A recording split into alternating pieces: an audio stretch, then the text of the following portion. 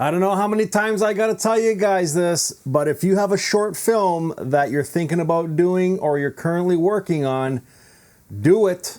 Don't question it. Just do it and get it out there for all to see, because you never know who's gonna fucking see it and pick it up and make it into a full-length motion picture. Case in point, this movie right here.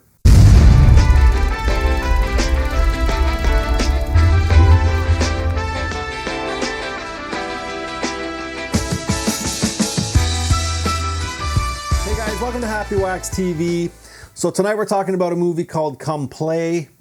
I don't do a lot of reviews on this channel revolving around movies that go to theaters. There's enough bigger channels that will cover those.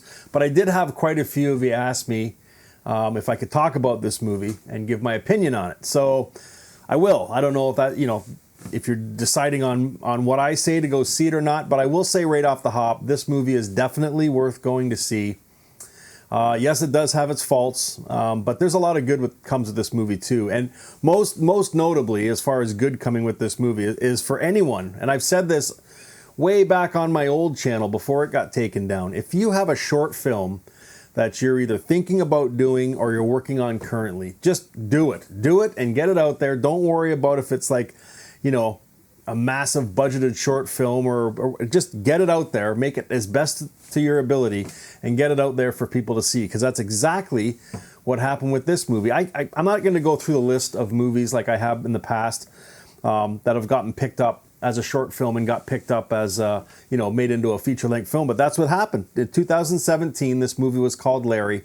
It got picked up and now it's called Come Play, and the original director of it, Jacob Chase, who did the short film, he's directing this feature-length film, and it's getting fairly good reviews. There's mixes on it. Some people who are a little more hardcore, and if I get it. I could see it all the way through this movie, and I'll get to some of those points too. But there's a lot of good that comes with this movie. First, it's the acting. Okay, it's got a smaller cast, but it's got a lot of kids in it. And anytime you get children, like younger children, the ages of like say 5 to 12, 13, you're always going to get hit and miss on the acting, right? And if they have to show fear, and if they can pull it out, and all the tricks that the director has to pull, you know what I mean, to kind of get the emotion out of the kids, kind of like Steven Spielberg did back in Close Encounters of the Third Kind, where he had that little kid, he brought a clown in through one door so he would look all happy and laugh, and then he brought a gorilla in the other side, right? So he would look all scared and start crying. So just little tricks like that. But I don't know if they did that in here, but I do know that the creature, this Larry creature, was CGI'd to enhance it, but it was like mostly a prop. It was a puppet, a full-size fucking puppet that these actors and actresses had to work off of, which is fantastic, because how many times have, you'll watch like special features and these poor actors, they're looking at stuff and it's not there. Nothing, just dots on a screen that they have to focus on. So, I just think that helped to actually have this cool looking prop and then just kind of CG it up a little bit. Although there were some scenes where the CGI kind of didn't look that good. But again, this isn't like a massively huge budget either. So, but Ozzy Robertson, who plays Oliver, he's this autistic boy and he can't speak. I thought he did a great job. There was some scenes where his acting was a little bit, you know what I mean? But for the most part, I thought he gave a really great performance. Jillian Jacobs plays Sarah. She's the mom. John Gallagher Jr. plays Marty. He's the father. I mean, there's some other kids in here too that are in there, like Winslow Fegley, who plays Byron. He's kind of like Oliver's. Well, he starts off as a bully, and then they become friends. But I don't want to give too many spoilers away for this as to what happens there. But basically, you're introduced to these characters. The mom and dad are having like a breakup, so the father's moving out, but he still wants to be involved with the son. And then, you learn early on what the message of this movie is that we just spend way more time than we need to on our electronics, right? Like, it's almost like some people, and I'm guilty of this, where if you have the option of hanging out with your buddies sometimes, or sitting at home and playing fucking golf games on your phone, sometimes you just stay home and hang out with your phone. You know what I mean? And it's like, that's what the gist of this movie is that, this kid, in particular Oliver, doesn't really have any friends, and he spends the majority of his time on his cell phone watching like SpongeBob or or playing video games. And it's really cool at the very beginning of this movie too, because it opens up where he's under the covers of his bed and he is on his phone watching SpongeBob.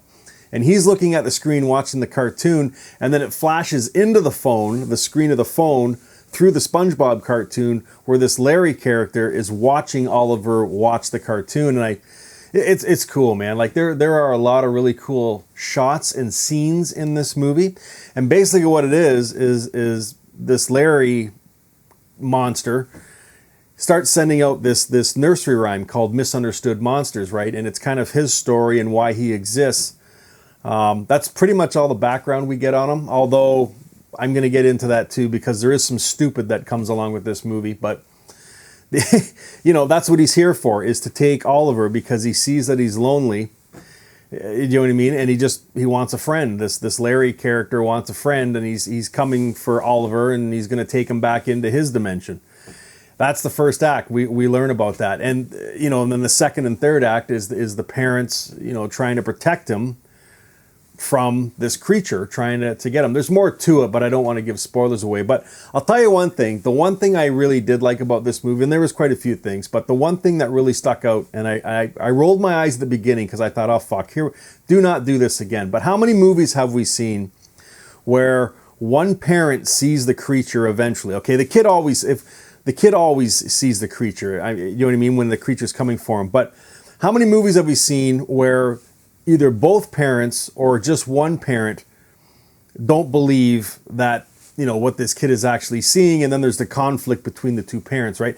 They do that for a very short little bit in the beginning of the second act, but very quickly both parents are on board with knowing that there's a fucking creature out there trying to get their son. And I love that part, because they can work together, you know what I mean? And they're not fighting each other, thinking that, you know, the mom's fucking crazy because she thinks a monster's coming to get her kid, or, you know, the dad's being a prick because of it, or vice versa.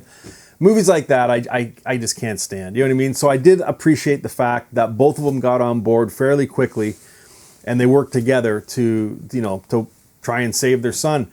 And there's some good scenes in this movie too. You know, in this Larry character, you can't see him with your naked eye for the most part. You have to go through electronics. So there's these apps out there where it's like, you know, I think it's Instagram or I'm not sure which one it is, but you can put like, you know, layers on your face, like clown faces and stuff like that. So he's got this one scene where he's backwards to his closet, and he's holding the iPad up, and it's shooting the new face on through the camera on him, and then it's picking up a second face in behind him. You know what I mean? Like, it's just cool little stuff like that where you don't actually see this Larry character for a while, but you know he's there because of these little electronic things that are picking up his presence and stuff. And that's how he moves around too, is through electronics in the beginning, right, until he gets stronger, because the more the people believe in him and read this nursery rhyme that he sends out on these iPads and cell phones, the stronger he gets, so he can come into our world and then eventually take Oliver. So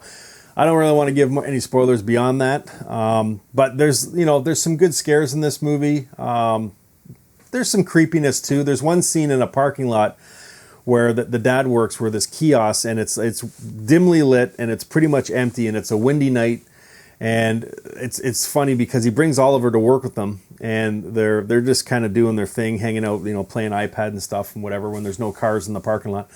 And all these newspapers start blowing through the parking lot, and they start to build up on this Larry character, because you can't see him, but you know what I mean? It's just cool shots like that I really appreciated with this movie. The one thing I didn't appreciate about this movie, though, is how fucking dumbed down it is for the audience. Like, and what I mean by that is, like, every question you have in this movie is fucking explained to the audience. Like, it almost treats us like idiots. You know what I mean? Like, the parents figure out why he's here or what he's doing. Like, it's almost like it moves along. It's an hour and a half movie, and it moves along at a pace of a Scooby-Doo mystery. You know what I mean? Which is 20 minutes long. It's just, they need a question answered, bang. They either figure it out or it's given to them. And it's like, there's no guessing here. Like, anytime you have a question as to what the fuck's going on, or you know, why it's here, or other, it's answered. It's answered, you know what I mean? Like, where he comes from.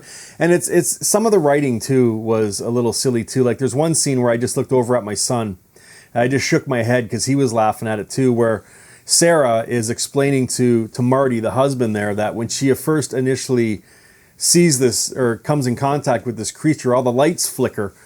But she couldn't just say the lights were flickering. She had to run around through the living room and flicker all the lights. Like, I'm like, what? Like, what? Like, are we that stupid that we actually need you to physically flicker the lights on and off to show what the creature did that we already saw, to explain to your husband? Like, I don't know. There's just some parts in this movie where I just shook my head because it was kind of fucking stupid. But, you know, for the most part, it's an okay movie to watch. I would recommend it. Yeah, I mean, really, there's nothing else in the theater to go watch. I went and I got a copy of The Empty Man sent to me, and I'm not even doing a review on that movie. That fucking movie is terrible. So, but I had a lot of you ask me about this movie, Come Play. And it was a chance to get out and go to the theater with my kid. And we watched it. And we both left and we both liked it. We both kind of said the same thing. It's you know, it's got a little creepiness. It's got a couple jump scares. You know, it's got a couple stupid scenes. But for the most part, it's definitely watchable. To give it a rating, I'd probably give it like a 6.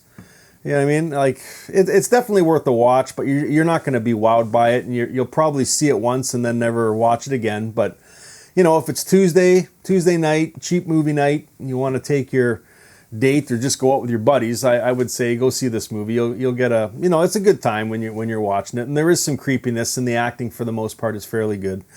So, and it's, yeah, something to get out and watch. So anyways, I'm going to stop there. I don't want to give spoilers as to what happens at the end and stuff. So if you've seen this movie, Come Play, let me know what you thought of it. And if you haven't, again, I recommend that you do go see it. It is worth a watch. So yeah, go watch it, come back and let me know what you think, guys. And as always, stay scared.